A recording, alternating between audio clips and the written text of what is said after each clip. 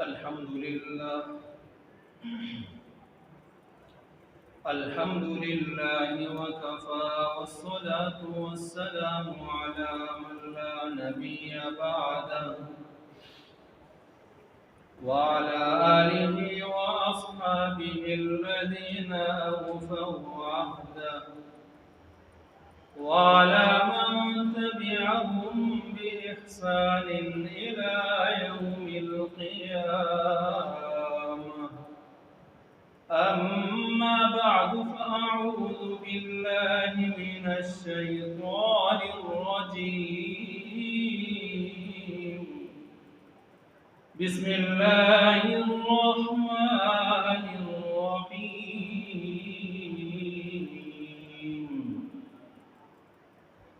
وإذ نجيناكم من آل فرعون يسومونكم سوء العذاب يذبحون أبناءكم ويستحيون نساءكم وفي ذلكم بلاء من ربكم عظيم. آمنت بالله صدق الله مولانا العظيم وصدق رسوله الكريم ونحن على ذلك لمن الشاهدين والشاكرين والحمد لله رب العالمين.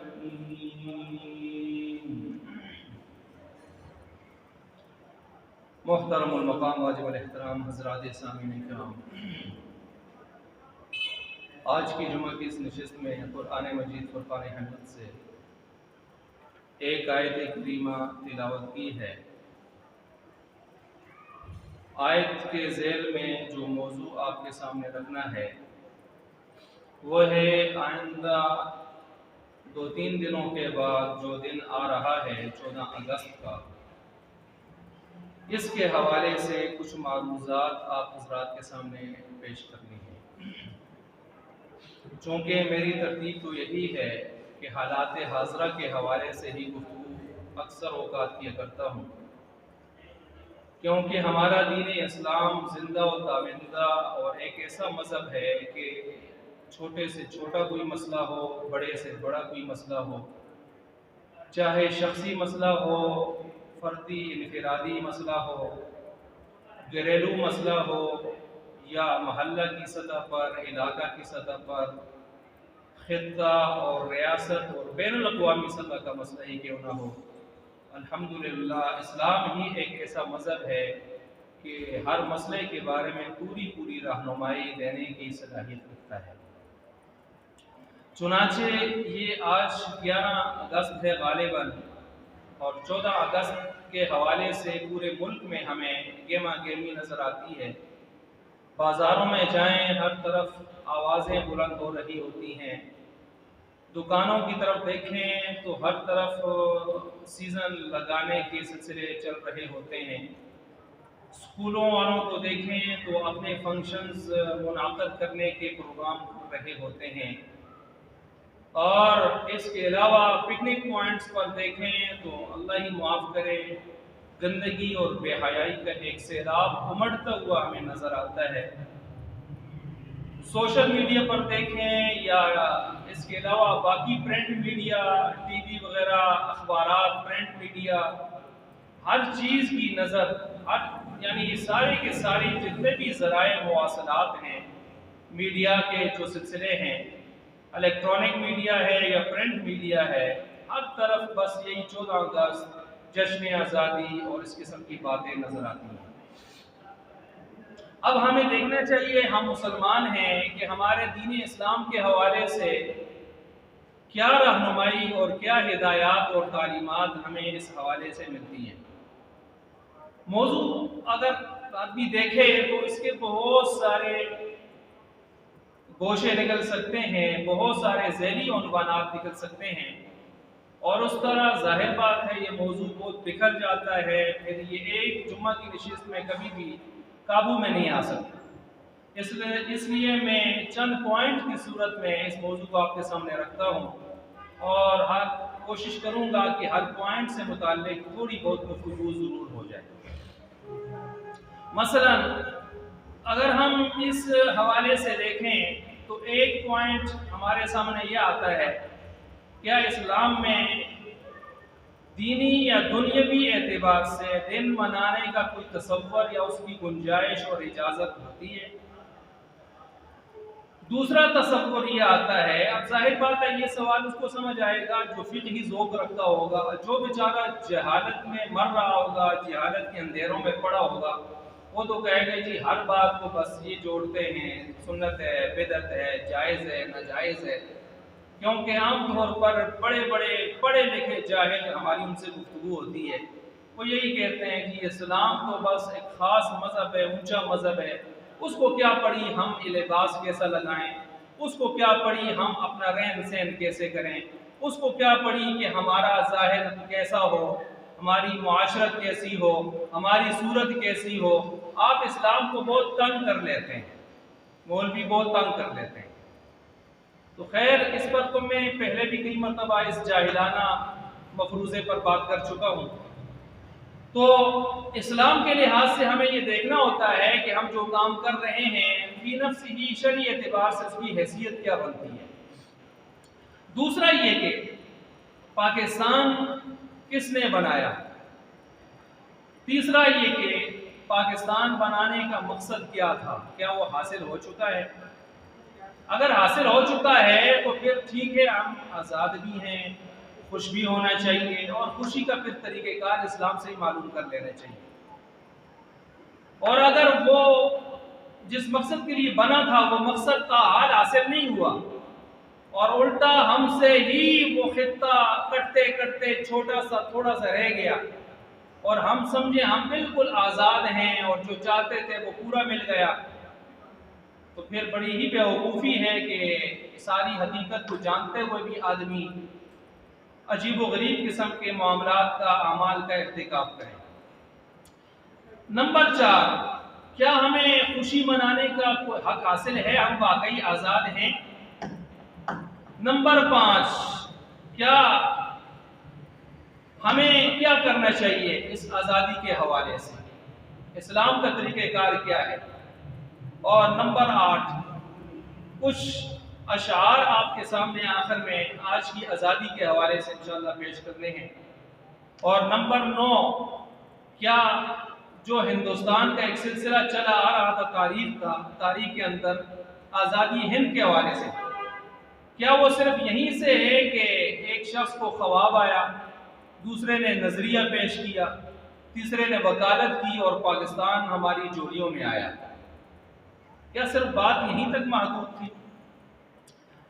اب یہ چند باتیں آپ کے سامنے رکھنی ہے۔ سب سے پہلی چیز یہاں پر یہ ہے کہ یہ جو تصور پیش کیا جاتا ہے کہ پاکستان صرف 3-4 آدمیوں کا بس پیش کردہ اور حاصل کردہ کارنامہ ہے، کہ ایک شخص کو خواب آیا تھا، شاعر مشرق صاحب نے خواب دیکھ لیا، سر سید صاحب نے 2 نظریے پیش کر لیے، اور مسٹر محمد علی جناح صاحب نے وکیل بن کر وکالت کر لی، سو پاکستان ہماری جوڑیوں میں آیا، سویا ہوا آیا، کسی نے کوئی قربانی گویا دی ہی نہیں ہے، کوئی سہاگ اجڑے ہی نہیں ہے، بچے یتیم ہوئے ہی نہیں ہیں، بچوں عورتوں کے ناموس پامال ہوئے ہی نہیں ہیں، در بدر ہجرتیں ہوئی نہیں ہیں، اور قتل عام ہوئے ہی نہیں ہیں، قربانیاں کسی نے گویا دی ہی نہیں ہیں، خون بہا ہی نہیں ہے۔ تو اگر کسی کا یہ نظریہ ہے، اور عام طور پر لوگوں کو، بچوں کو اسکولوں میں ادھر ادھر یہی سکھایا جاتا ہے، بس 3 اشخاص تھے جنہوں نے کوشش کی اور گویا چند دنوں میں یہ پاکستان ہماری جوڑیوں میں آ گیا، حالانکہ ایسے نہیں ہے، بلکہ اس پاکستان یا ہندوستان کے ان خطوں کی آزادی کے پیچھے اگر ہم غور کریں تو صدیوں سے کاوشیں ہیں، صدیوں سے قربانیاں بھی پیچھے کار فرما ہیں۔ مثلا اس کی کچھ جھلک میں آپ کے سامنے رکھ کے دیگر عنوانات کی طرف جا رہا ہوں۔ ہندوستان میں اگر ہم دیکھیں شروع سے لیں آدم علیہ السلام کا حبوط کہاں ہوا ہے تو ایک روایت ہمیں ہندوستان کا بھی پتہ دیتی ہے کہاں ان کا حبوط اور نزول ہوا ہے۔ اسی طرح قرآن کریم کہتا ہے وَإِن مِّنْ أُمَّةٍ إِلَّا خَلَا فِيهَا نَذِيرٌ، کوئی بھی قوم اور امت ایسی گروہ نہیں گزرا کہ وہاں پر کوئی نہ کوئی رسول نہ آیا ہو۔ اللہ کے رسول پہنچے ہیں، اللہ کے نبی پہنچے ہیں، اللہ کے نمائندے پہنچے ہیں۔ اسی طرح حضرت ابو ہریرہ صلی اللہ علیہ وسلم فرماتے ہیں وعدنا رسول اللہ صلی اللہ علیہ وسلم غزوۃ الہند، آپ علیہ السلام نے ہم سے غزوہ ہند کا وعدہ فرمایا، ہندوستان کے مرکے کا وعدہ فرمایا۔ اور اگر ہم تلاش کریں تو غزوہ ہند پر ہمیں ایک نہیں دو نہیں 5 روایات مل جاتی ہیں۔ 5 روایات غزوہ ہند پر موجود ہیں، جن میں سے 2 روایتیں ابو ہریرہ سے مروی ہیں۔ تو یہ ہندوستان کی آزادی اور اس کے فتح کرنے کی سوچیں بہت پہلے سے جاری ہیں۔ ایسے نہیں ہے کہ ہمارا مطالعہ پاکستان اٹھائیے، محمد بن قاسم صاحب کو 712 عیسوی میں لائیے اور آج کل تو اور شارٹ ہو گئی ہے 1857 سے، وہیں سے پکڑ کے آگے لائیے اور تھوڑا بہت ان کا تعارف کروا کے، کوئی جہاد نہیں، کوئی مجاہدین نہیں، کوئی پیچھے مسلمانوں کی قربانیاں نہیں، تھوڑا سا ان کا تعارف کروا کے فوراً آ جائیے۔ ایک کو خواب آئی، دوسرے نے وکالت کی، تیسرے نے نظریہ پیش کیا، بس۔ حالانکہ ایسے نہیں ہے۔ تو میں آپ کے سامنے کچھ تاریخ رکھ رہا تھا۔ آپ علیہ السلام نے 9 بادشاہوں کو خط لکھے، شاہان عالم کو، ان میں بعض سیرت نگار راجہ ہندوستان کے بادشاہ کی طرف خط بھی نقل کرتے ہیں۔ تو اگر اس کو اتھینٹک مان لیا جائے جس طرح کے بعض نقل کرتے ہیں تو یہ بھی آپ علیہ السلام نے غزوہ ہند یا تحریک آزادی ہند کی بنیاد آپ علیہ السلام نے وہیں سے رکھ دی۔ اور آپ نے 5 روایتیں جو آپ سے امت کو پہنچی ہیں، ان روایات میں وعدہ فرما کے آپ علیہ السلام نے غزوہ ہند کا گویا تحریک آزادی ہند کی بنیاد رکھ دی تھی آپ علیہ السلام نے۔ اور خط لکھا ہے اگر تو عملاً رکھ دی تھی، اور اگر آپ نے کی روایات جو ابو ہریرہ میں پہنچا رہے ہیں وعدہ کیا تو یہ قولاً آپ نے ہم تحریک آزادی ہند کی بنیاد رکھ دی تھی، قولاً بھی فعلاً بھی۔ اسی طرح عثمان غنی رضی اللہ عنہ کا دور دیکھ لیں۔ عثمان غنی رضی اللہ عنہ اپنے دور میں اپنے بھائی حکم بن ابی العاص کو کمانڈر بنا کر بھیجا تھا جو ہندوستان بندرگاہ تک آئے تھے۔ اسی طرح دوسرے بھائی ہیں مغیرہ، ان کو بھیجا ہے اور وہ فوج لے کر دیوبند، کراچی وغیرہ کے مقام تک پہنچے۔ تو یہ 2 لشکر تو عثمان غنی کے دور میں آ چکے، تحریک آزادی ہند کی، کہ جس کا غزوے کا وعدہ ہوا تھا اس کی بنیادیں خود عثمان غنی رضی اللہ عنہ خلیفہ سوم کے دور میں پڑ چکی ہیں۔ اور پھر اسی طرح حضرت معاویہ بن ابی سفیان رضی اللہ تعالیٰ عنہما کا دور آتا ہے۔ تو آپ کو معلوم ہونا چاہیے کہ ان کا دور 22 سال ان کی گورنری کا دور ہے، جو گورنری کا علاقہ پاکستان سے 10 گنا بڑا تھا، اور 19 سالہ ان کا دور خلافت اور امارت ہے۔ وہ 40-42 سال وہ حکمران رہے ہیں، اور ان 19 سالوں میں جب ان کو خلافت اور امارت ملتی ہے تو انہوں نے دنیا کا آدھے سے زائد خطہ فتح کر کے اسلام کی جولی میں ڈال دیا۔ 1 کروڑ 20 لاکھ مربع میل خشکی کا حصہ ہے مکمل دنیا کا، اور اس میں سے 64 لاکھ 60 لاکھ تو آدھا ہو گیا، 64 لاکھ 60 ہزار مربع میل پر اسلام کا جھنڈا امیر معاویہ نے لہرایا ہے۔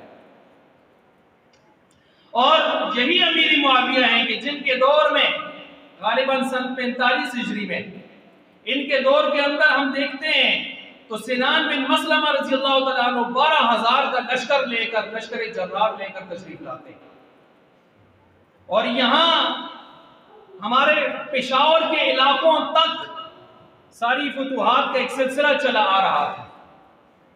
تو آپ اس کو دیکھیں کہ آج بھی پاکستان میں اصحاب بابا، سکھر کے اندر قبریں، یہ کس بات کی نشاندہی کرتی ہیں؟ 3 آدمیوں نے، ایک نے خواب دیکھا، ایک نے وکالت کی، ایک نے فلاں کیا اور پاکستان جوڑی میں آ گیا، ادھر سے آ گیا، پیچھے صدیوں کی قربانیاں ہیں، ایسے نہیں ہوا، اور ابھی تو ہوا بھی نہیں ہے۔ سچی بات یہ ہے، ابھی تو ہوا بھی نہیں ہے۔ ہم انگریزوں سے ضرور آزادی پا گئے، لیکن انگریزوں کے ایجنٹ سے ابھی تک آزادی نہیں پا سکے۔ ہم انگریزوں سے ضرور آزادی پا گئے، لیکن انگریز نظام سے اب تک آزادی نہیں پا سکے۔ ہم انگریزوں سے ضرور آزادی پا گئے، لیکن انگریزوں کی غلامی آج بھی ہمارے اوپر مسلط ہے۔ میں اس پر بات کروں گا آگے چل کے کیسے مسلط ہے۔ بہرحال یہ سلسلہ وہاں سے چلا، پھر آج وہاں سے چلتے چلتے اگر آپ آج بھی نیٹ پر جائیے، تاریخ ہندوستان کو ٹٹولیے، تلاش کیجئے، آپ کو اس پر بہت ساری کتابیں ملیں گی، اور ان کتابوں کو اگر آپ دیکھیے تو آپ کو خلاصہ یہ ملے گا جو میں پیش کر رہا ہوں۔ 25 سے زائد صحابہ، 44 سے زیادہ تابعین، 18 سے زیادہ تبع تابعین کے نام آپ کو آرام سے ہندوستان کی تاریخ سے جڑے ہوئے مل جائیں گے۔ اور اسی طرح پھر آگے چلیے، آگے محمد بن قاسم بھی 712 عیسوی چلے، وہ بھی آئے، محمد بن قاسم آ گئے، اور محمد بن قاسم جب آئے، پھر اس کے بعد اگر ہم فاتحین کو تلاش کرتے ہیں تو ہمیں نواب سراج الدولہ میر جعفر صادق نے جو غداری کی، سپہ سالار نے، فتح علی خان سلطان ٹیپو، ہم کیوں بھول جاتے ہیں پیچھے کیسے کیسے لوگوں نے قربانیاں دی ہیں۔ اگر ہم تلاش کریں سلطان محمود غزنوی، ہم تلاش کریں سلطان شہاب الدین غوری، ہم تلاش کریں احمد شاہ ابدالی، یہ کون ہے؟ 3 آدمیوں کا خلاصہ پاکستان مل گیا جوڑی میں۔ یہ کون ہے؟ انہوں نے کیا کیا تھا ہندوستان میں؟ کیوں آئے تھے ہندوستان میں؟ انہوں نے کن کی کیا تاریخیں ہیں؟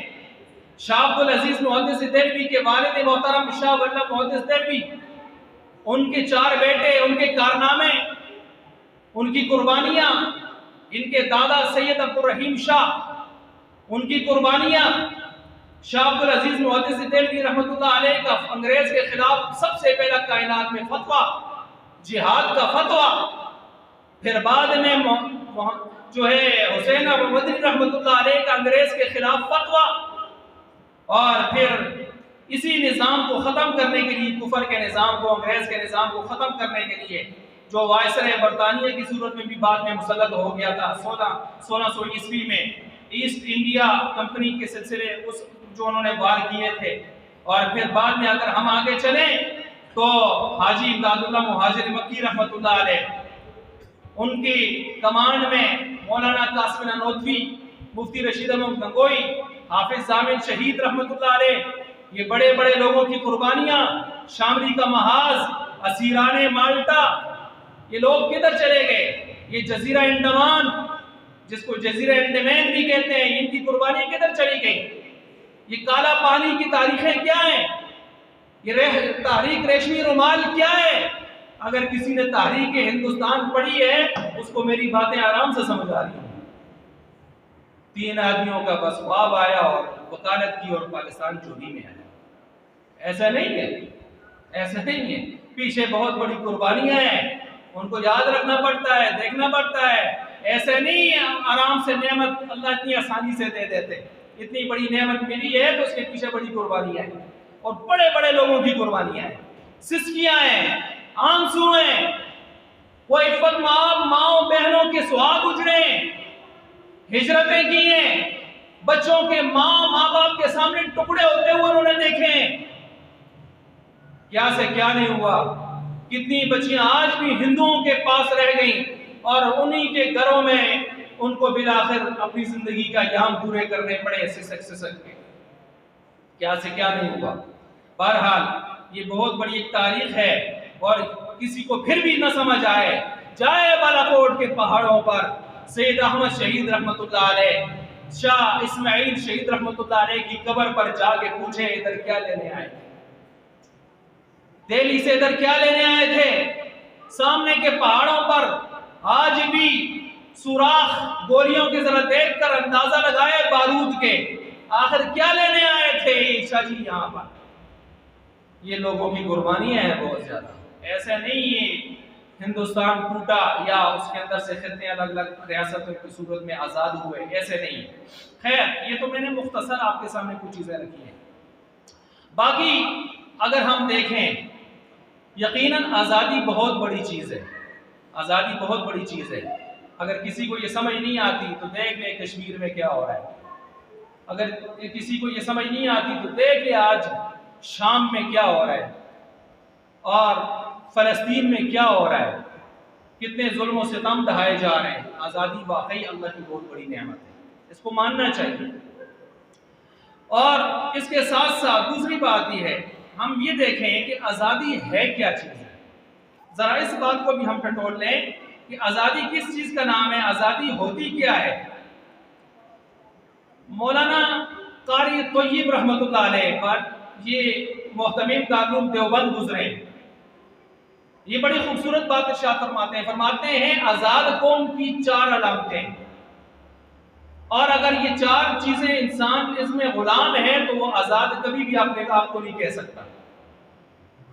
کیونکہ یہ بنی اسرائیل کو قرآن نے پہلے غلام قوم کہا ہے اور غلامی سے ان کو آزادی دلوائی. اگر وہ 4 چیزوں میں ہم آزاد ہیں، ٹھیک ہے ہم کہہ سکتے ہیں ہم کافی حد تک آزاد ہیں. مثلا قرآن کریم نے ہی ان کا ذکر کیا ہے اور اس کا خلاصہ یہ بنتا ہے فقولا انا رسول ربک. نمبر 1 نظام تعلیم، ہم نظام تعلیم میں ہمیں آزادی ہونی چاہیے. نمبر 2 نظام معاش. نمبر 3 دوست اور دشمن کے اختیار میں ہمیں پورا اختیار.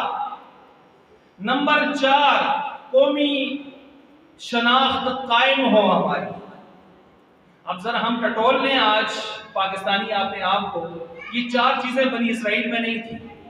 ان کے پاس اپنا نظام تعلیم نہیں تھا، ان کے پاس اپنا نظام معاش نہیں تھا، ان کے پاس دوست دشمن رکھنے کا اختیار نہیں تھا، ان کے پاس قومی شناخت قائم رکھنے کی کوئی بھی صورت جواز میں نہیں تھی. بس قبطی قوم فرعونی قوم کے غلام تھے، جیسے چاہتے تھے ان کو استعمال کرتے تھے، جیسے چاہتے تھے ان کے ساتھ سلوک کرتے تھے. ان کے پاس اپنا کوئی ان میں سے نظام نہیں تھا. ذرا آج ہم اپنے نظاموں کو بھی دیکھ لیں. کیا تعلیم میں آج ہم آزاد ہیں؟ ٹٹول لیں تھوڑا سا اپنے آپ کو. کیا آج لاڈ میکالے کا نظام تعلیم ہمارے ہاں رائج نہیں ہے؟ کیا آج ہمارے ہاں کیمبرج، آکسفورڈ یونیورسٹی، شکاگو اور اس قسم کی امریکن یونیورسٹیاں، یورپ کی یونیورسٹیاں، کیا ان کا سلیبس، ان کا نظام پڑھاتے ہوئے ہم فخر محسوس نہیں کرتے؟ کیا اس سکولوں کی ایڈورٹائزمنٹ میں ہم نہیں لکھتے ہمارے پاس یورپ کا نظام تعلیم ہے؟ کیا ہم نہیں لکھتے آکسفورڈ کی کتابیں پڑھاتے ہیں؟ کبھی اس طرح بھی کہا ہے کہ ہم اپنے پاکستان کی کتابیں پڑھاتے ہیں؟ کہ ذرا کہہ کے تو دکھائیں. کہیں گے یہ اسکول ہی نہیں ہے، یہ اسکول ہی نہیں ہے. تو ہمارے پاس اپنا نظام تعلیم ہے کہاں ہے؟ یہ تو حکومت نے سختی کی کہ بھائی ٹیکسٹ بک جو ہے وہ ایک ہونی چاہیے، جو ہمارا نظام تعلیم ہے وہ ایک ہونا چاہیے، تو سختی کر کے. لیکن پرائیویٹ اسکولوں کو اب تک عزم نہیں ہو رہا، وہ 5ویں سے نیچے اب تک آکسفورڈ کا نصاب پڑھا رہے ہیں. 5ویں سے اوپر زبردستی مسلط کیا ہے ان پر، وگرنہ وہ تیار نہیں ہے لینے کو. یہاں ہمارے بورڈ بیٹھتے ہیں، پشاور بورڈ، احتماد بورڈ، یہ بیٹھ کے نصاب سازیاں کرتے ہیں. حال یہ ہے کہ ان کا نظام تعلیم ہمارے اسکول لینے کو تیار نہیں ہے. ہم غلام نہیں ہیں تعلیم میں. کہا جاتا ہے کہ فلاں آیتیں نکال دو، جہاد کی آیتیں نکال دو، فلاں مضمون نکال دو. آئے روز میڈیا پہ آتا ہے خاتم النبیین کی آیت اتار دی گئی، نکال دی گئی، پھر دوبارہ ڈال دی گئی. آئے روز آتا ہے فلاں جملہ خاتم النبیین سے متعلق ہٹا دیا گیا، پھر ڈال دیا گیا. تو نظام تعلیم میں ہم غلام ہیں یا نہیں ہیں؟ ذرا یہ جو باتیں میں نے کی ہیں ان پر ذرا غور کیا ہے. ہمارے پاس اپنا کوئی نظام تعلیم نہیں ہے جس پر ہم فخر کر سکیں، جس کو ہم فخر سے وہ پلے گروپ سے لے کر نرسری اور وہاں سے لے کر اوپر ایم فل اور پی ایچ ڈی تک پڑھا سکیں. ہمارے پاس کوئی اپنا مرتب شدہ نظام تعلیم نہیں ہے. ہم پڑھاتے ہیں تو غیروں کا ہی پڑھا کے اس پر فخر کرتے ہیں. لیکن الحمدللہ مدارس نے اپنا نظام تعلیم اتنا مضبوط رکھا ہے کہ دنیا کے جس کونے میں پاکستان کا عالم چلا جائے وہاں کا مدرسے کا معتمم فخر سے کہتا ہے ہمارے مدرسے کے اندر پاکستان کے استاذ بھی ہیں. الحمدللہ. اور دینی اعتبار سے آج پوری دنیا میں ٹاپ 20 میں اگر آپ تلاش کریں گے تو 20 اعلیٰ جو علم کے ادارے درسگاہیں آپ کو نظر آئیں گی تو اس میں سے 15 سے زائد آپ کو الحمدللہ پاکستان میں آپ کو ملیں گے. آپ کو پاکستان میں ملیں گے. بہترین معیار تعلیم, بہترین نصاب تعلیم. اور ادھر سے جب سے پاکستان بنا ہے آج تک اپنا معیاری تعلیم, معیاری قسم کا نصاب تعلیم ہم وضع نہیں کر سکے, نہیں کر سکے. میں اپنے اسلامیات کی بات کرتا ہوں, لائیے کسی بھی کتاب کو, میں آپ کو بتاتا ہوں کتنا غیر معیاری ہے, کتنا غیر معیاری ہے. معیاری کرنے کی کوششیں کر کے پھر نئی نئی کتابیں لائی گئی ہیں, وہ بھی غیر معیاری ہیں, وہ بھی غیر معیاری ہیں. یعنی جو معیار ہونا چاہیے اب فرسٹ ایئر سیکنڈ ایئر کے بچے کا وہ معیار نہیں ہے. وہی چیزیں گول گول کے دوبارہ ڈالتے ہیں جو 9ویں میں پڑھ کے جاتے ہیں, جو 10ویں میں پڑھ کے جاتے ہیں, وہی گول گول کے آگے 14ویں میں نہیں ہے نظام تعلیم ہمارے پاس. ہم فخر کرتے ہیں تو یورپ اور امریکن کے نظاموں پر فخر کرتے ہیں اور کہتے ہیں ہم آزاد ہیں آزاد. دوسرا سلسلہ, یہ تو میں نے ایک مختصر تبصرہ کیا ہے. دوسرا نظام معاش. کیا نظام معاش میں ہم آزاد ہیں؟ آئی ایم ایف کا غلام کون ہے؟ آئی ایم ایف کا ایک چھوٹا سا کلرک آ جاتا ہے, اس کے سامنے ہمارا وزیر اعظم اور صدر سر چکا کے آگے لیلی بن کے بیٹھ جاتا ہے, لیلا بن کے بیٹھ جاتا ہے. یہ کیوں ہو رہا ہے؟ ہم نظام معاش میں بھی غلام ہیں. ورلڈ بینک کا قرضدار کون ہے؟ آئی ایم ایف کا مقروض کون ہے؟ ایف اے ٹی ایف والے ہم سے زبردستی شرائط کیوں منوا لیتے ہیں؟ ملٹی نیشنل کمپنیوں کے ہمارے اوپر کیوں رو پڑتے ہیں؟ کیوں ہم ڈر جاتے ہیں؟ کیوں ہم مہنگائی پہ مہنگائی کے بم, آج سنا ہے مہنگائی کا بڑا بم پھینک دیا گیا, نئی چارج سنبھالا ہے, نیا چارج. ہم خواہ سیاست چمکاتے رہتے ہیں فلاں ہو گیا فلاں ہو گیا, اللہ معاف فرمائے. آج نیا بم پھینک دیا گیا ہے, پتہ کر لیں ریٹوں کا آج. تو بہرحال عرض کر رہا تھا یہ سلسلہ غلامی کا وہیں سے چلا آ رہا ہے. نظام معاش میں بھی ہم غلام ہیں. اختیار ہمیں ہے دوست دشمن کا, ذرا اس کو بھی دیکھ لیتے ہیں. کیا ہم آج یورپ کو راضی کرنے کے لیے اپنوں کو, بہت سارے اپنوں کو ناراض نہیں کر دیتے؟ کیا ہم امریکہ کو راضی رکھنے کے لیے آج بہت سارے اپنوں کو نہیں ناراض کر دیتے؟ صرف ناراض ہی نہیں کرتے. عافیہ صدیقی کا سودا آخر کیوں کیا گیا؟ قوم کی ماں بہن بیٹی تھی, اس کا سودا کیوں کیا گیا؟ کتنے ہی اور اس طرح کے سودے ضمیر کے کیوں کیے گئے؟ افغانستان کا ملا عبدالسلام ضعیف پکڑ کے سفیر انٹرنیشنل قانون توڑ کے کیوں والے کیے گئے؟ میں اس طرح کے سوالات اٹھا سکتا ہوں لیکن میں نہیں جاتا. اس طرح کے سوالات بھی اٹھائے جا سکتے ہیں. کہتے ہیں ہم معاش میں آزاد ہیں, کہاں آزاد ہیں؟ اور اس طرح کے سلسلے دوست اور دشمن میں نہیں, ہم بالکل با اختیار نہیں ہیں.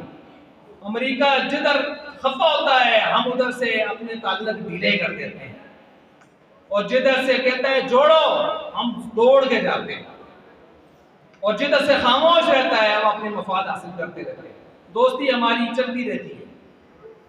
تو بہرحال دوست دشمن رکھنے کا اختیار بھی آج ہمارے پاس نہیں ہے. اسی وجہ سے ہم مسلمان استبن مسلم ممالک ہوتے ہوئے بہت سارے مسلم ممالک کو ناراض کر کے ہم یورپ کو راضی کرنے کے موڈ میں بیٹھے ہوتے ہیں. اچھا, نمبر 4, قومی شناخت قائم ہو. جو بنی اسرائیلی تھے ان کی قومی شناخت قائم نہیں تھی. کیا آج ہماری قومی شناخت قائم ہے؟ صرف یہاں پر نیلا سبز اور سفید جھنڈا چند دنوں میں کے لیے لگا کر یہ کہنا میں قومی شناخت ہے، یہ نوسر بازی ہے، یہ کوئی قومی شناخت نہیں ہے۔ قومی شناخت میں بتاؤں کیا ہوتی ہے؟ قومی شناخت یہ ہوتی ہے کہ قومی لباس اپنایا جائے۔ قومی لباس کیا ہے ہمارا پاکستانی؟ قومی لباس کیا ہے ہمارا؟ شلوار قمیص۔ اور ہمارے سکولوں میں کیا چل رہا ہے؟ جس سکول میں شلوار قمیص ہو اس میں کوئی بچے ہی داخل نہیں کرتے، کہتے ہیں مدرسہ ہے بول کے تھا، یہ تو کوئی تعلیم شین نہیں۔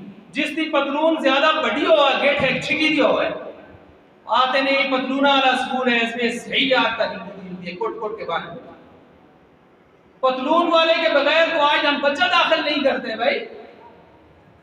تو قومی شناخت ہماری لباس تھا، لباس سے پتہ چلتا ہم پاکستانی ہیں، اور ہم نے لباس سکولوں میں بھی غائب کر دیا، شناخت غائب۔ آج سکولوں میں جائیں آپ کو کون پاکستانی ملے گا؟ آپ کو ٹیچروں نے بھی مسوں نے بھی جینز کی پتلونیں پڑی ہے انہوں ڈالی ہوتی ہیں، سروں نے بھی پتلونیں کس کے ڈالی ہوتی ہیں۔ اور بچہ اگر کوئی داخل کرنے پہ آ جائے کہیں چیز پتلون والا سکول نہ ہو، میں نہیں کہتا پتلون کوئی برا ہے، کبیرہ ناجائز کفر ہے، ہاں یہ بھی ذہن میں رکھیں۔ بعض لوگ اپنے آگے تشریح کر کے باہر جا کے فتوے لگاتے ہیں، میں یہ نہیں کہتا، لیکن میں کہتا ہوں کہ پھر ہم آزاد ہیں، غلام ہیں، میں تبصرہ اس پر کر رہا ہوں۔ تو قومی لباس کو ہم نے کیوں چھوڑ دیا؟ ہم قومی لباس ہمارے سکولوں میں ہوتا، کالجز میں تو ہے، وہ الحمدللہ پیچھے جنہوں نے لاگو کیا تھا الحمدللہ چلا آ رہا ہے، باوجود اس کے کہ کئی مرتبہ کوشش ہوئی ہے کہ کالجز میں بھی پتلون ہو، بلکہ پیچھے بعض خرناٹوں کے دور میں یہ بھی ہوا ہے کہ ٹیچرز بھی جو ہے پتلون پہن کے جائیں، اور جن دنوں میں یہ باتیں چل رہی تھی ہم بھی ڈر رہے تھے، اللہ ہی خیر کرے، اللہ ہی خیر کرے۔ تو بہرحال قومی شناخت غائب ہے، لباس ہمیں قبول نہیں۔ دفتروں میں جائیں، بینکوں میں جائیں، بینکوں میں پتلونی، اسٹیٹ لائف میں جائیں، سرکار کے جتنے ادارے ہیں جائیں پتلونی، اور نادرا میں جائیں پتلونی، سکولوں میں پتلونی۔ تو بھائی قومی شناخت نہیں ہے، ہم کہتے ہیں آزاد ہیں، کدھر آزاد ہے؟ مجھے کوئی سمجھا دے۔ میں نے آپ کے سامنے رکھا ہے، نہ معاشی اعتبار سے آزاد ہیں، نہ ہم جو ہے اختیار دوست دشمن کے اعتبار سے آزاد ہیں، نہ ہم نظام تعلیم میں آزاد ہیں، میں آپ کے سامنے مثالیں دے رہا ہوں، اور نہ ہم شناخت میں آزاد ہیں۔ اچھا جی، تو یہ چیز ہے۔ ہمارا قومی کھیل کیا ہے؟ ہاکی ہے، کیا ہے جی؟ اور آج سر پہ کس کو چڑھایا ہوا ہے آپ نے؟ کرکٹ کو۔ کس کو؟ کرکٹ کو، جس پر امریکہ نے بھی کسی دور میں پابندی لگائی ہے کہ یہ نسل کو تباہ کرنے کا کھیل، نسل کو تباہ کرنے کا۔ کافر کو سمجھ آ گئی تھی، مسلمان کو سمجھ نہیں آئی، مسلمان کو سمجھ نہیں آئی، اور واقعی سمجھ تباہی ہوئی ہے۔ آج جدھر دیکھو، چھوٹا بچہ دیکھو کہ بڑا دیکھو کہ بوڑھا دیکھو، بس یہ دیکھو کرکٹ میں لگا ہے، شوقین ہے، کوئی دیکھ رہا ہے، کوئی کھیل رہا ہے، اکثر دیکھ رہے ہیں، کچھ بھی ہو رہا ہے، کھانے کو کچھ مل رہا ہے نہیں، بھوکا ہے، پیٹ مل رہا ہے، میچ دیکھ رہا ہے۔ اور جن دنوں میں میچ ہوتے ہیں انٹرنیشنل سطح کے، ان دنوں میں تو اللہ ہی معاف کرے، اور تو اور مدرسوں میں بھی عذاب آیا۔ ہم دورہ حدیث میں جامعہ فریدیہ میں تھے، تکرار صحیح بخاری کا ہو رہا تھا، اور ایک حضرت صاحب بیٹھے تھے کانوں میں وہ چیز لگا کے ہیڈ فون سا، اور اچانک سے کئی ان دنوں میں ٹورنامنٹ چل رہا تھا اور چھکا لگ گیا۔ چھکا لگا تو بخاری اس کے جولی میں تھی، وہ ایسے 2 فٹ زمین سے اوپر گیا اور چھکا اس نے اونچا بولا۔ ہم نے کہا اللہ خیر کرے یار، ادھر بخاری میں کون سا چھکا آ گیا؟ تو دیکھا اس کے کانوں میں ہیڈ فون لگا ہوا ہے، اللہ معاف فرمائے۔ اور جن دنوں میں یہ موبائل نہیں ہوتے تھے تو ٹیویوں پر لوگ جا کر ہوٹلوں میں لائن ایسے بناتے تھے جیسے چینی کے لیے اسٹوروں کے آگے لائن ہوتی ہے، اور آج کل آٹے کے لیے بھی لائن ہوتی ہے، تو ایسے عجیب سی۔ تو بہرحال ان چیزوں میں ہم پڑ گئے، لیکن امریکہ یا باہر کے جو ملک ہیں انہوں نے ان چیزوں کے بجائے بلہ لیا، لیکن بلے سے مراد بارود تھا۔ انہوں نے گیند لی، لیکن گیند سے مراد مسلمانوں کی عزت تھی۔ انہوں نے پچ نہیں بنائی، پچ انہوں نے ہمارے مسلمانوں کے ملک بنائے۔ ان کی پچ افغانستان تھی، جہاں آ کے مسلمانوں کے خون کی ہوری کھیلی انہوں نے. ان کی پچ عراق تھی اور جگہ جگہ گئے مسلمانوں کا خون بہانے کے لیے گیند بنا کر, ہاتھ میں بلہ بارود لے کر, اور ہمیں لگا دیے ان کاموں میں.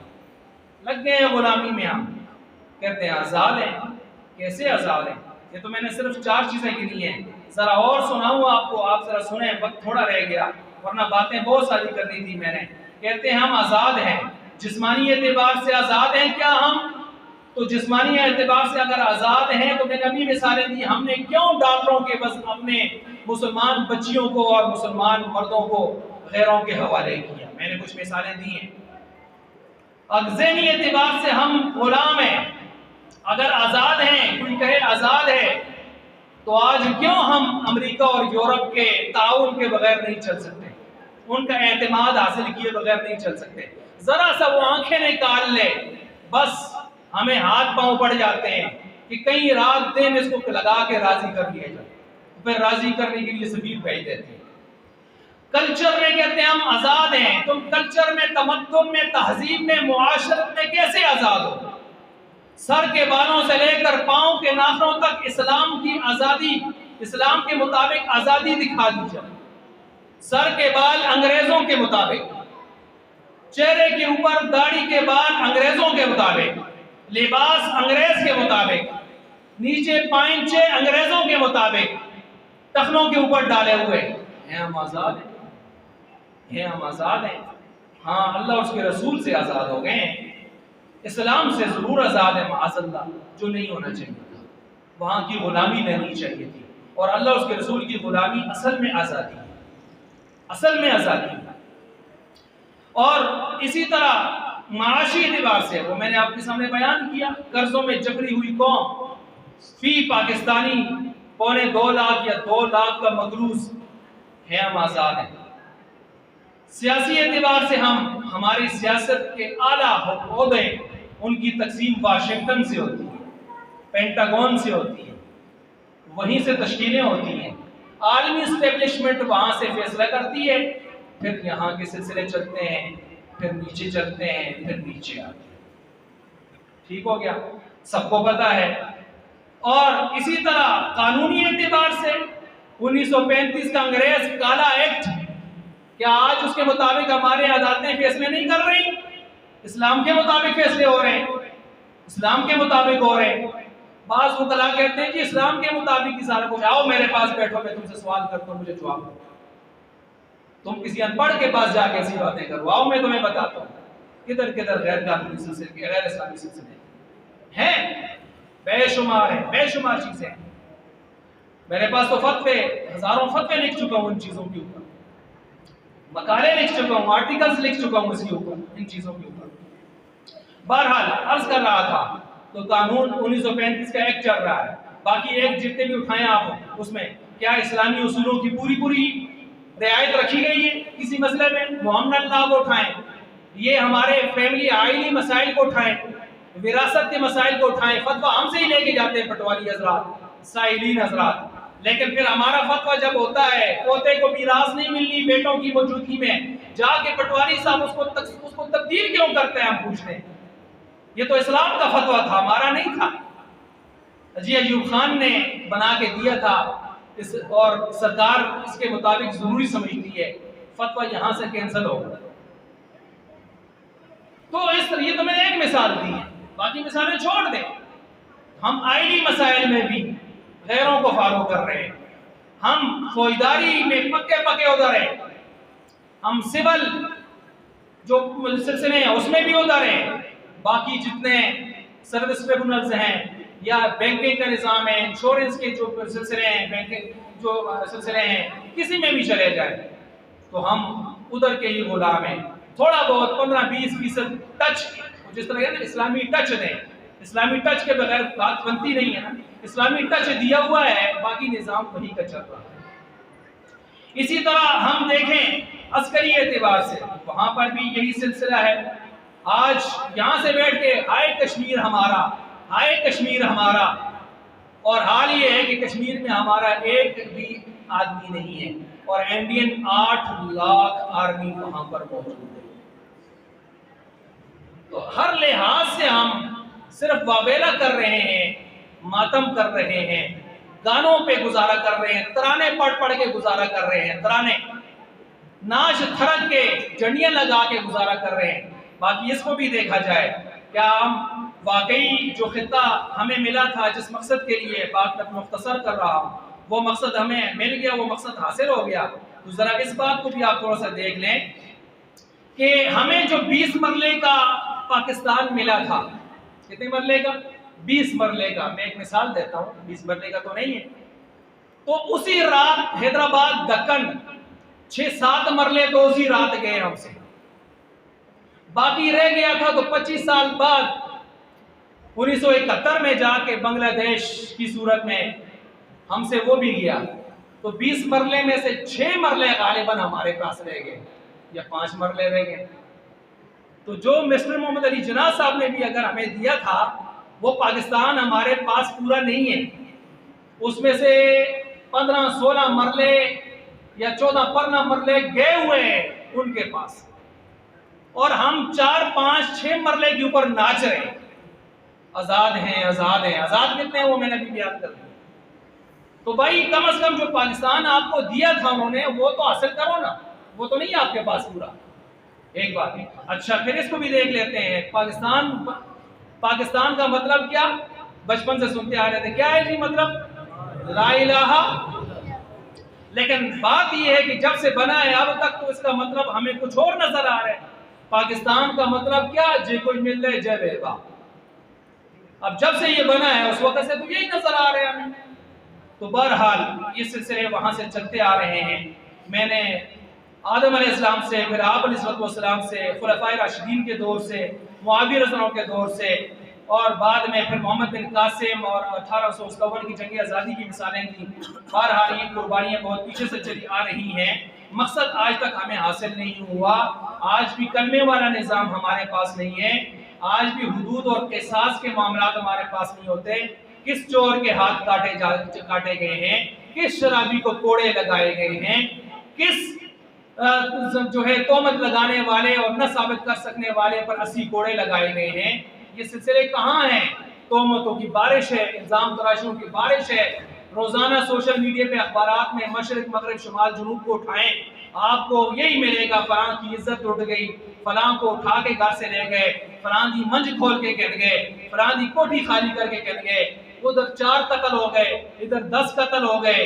جب سے پاکستان بنا ہے آج تک ہمیں کوئی کہے آزادی ہمیں مل گئی ہے، کیا ہے جی؟ ہماری مسجدیں ہیں، کیا انڈیا میں مسجدیں نہیں ہیں؟ ہمارے مدرسے ہیں، کیا انڈیا میں مدرسے نہیں ہیں؟ ہمیں دوائیاں ملتی ہیں، انڈیا میں اس سے اچھی خالص دوائیاں نہیں ملتی۔ ہمیں آٹا ملتا ہے، جو آپ تو خیر وہ بھی نہیں کہتے ملتا ہے، چینی ملتی ہے، تو کیا یہ سارا کچھ وہاں بھوک سے مر رہے ہیں سارے مسلمان؟ تو آزادی اس چیز کا نام ہے، تو پھر ذرا اس پر بھی بات ہو جائے۔ نہیں، ایسے نہیں ہے۔ یہ کلمے والے نظام کے لیے ہم نے حاصل کیا تھا جو اب تک لاگو نہیں ہوا، اور اس کے لیے نہ ہم نے کوشش کی ہے نہ فکر کی ہے، اور ہم بھی پھر لاتے ہیں انہی کو جو انہی کے متوالے یا انہی کے پیچھے چلنے والے لوگ ہوتے ہیں۔ اس لیے ہمیں بھی ہوش کے ناخن لینے چاہیے، اور پاکستان کی تعمیر کا مقصد سامنے رکھ کر لا الہ الا اللہ محمد رسول اللہ کا نفاذ، کہ یہ کلمہ، اس کلمے کے نظام کا نفاذ یہاں پر ہو جائے، ہمیں بھی عملی طور پر اس کے لیے کوشش کرنی چاہیے، آگے بڑھنا چاہیے۔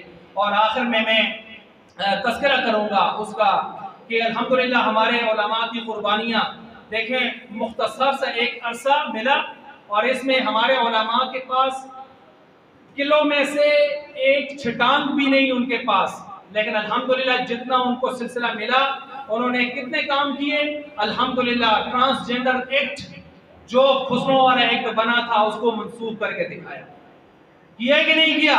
منسوخ کر کے دکھایا ہے۔ انہوں نے 3 سرکاری بینکوں نے جو سود کے خلاف آئے فیصلے کے خلاف اپیل میں گئے تھے، ان کی اپیلیں نکلوائیں اور ان کو واپس ریورس لگوایا، الحمدللہ۔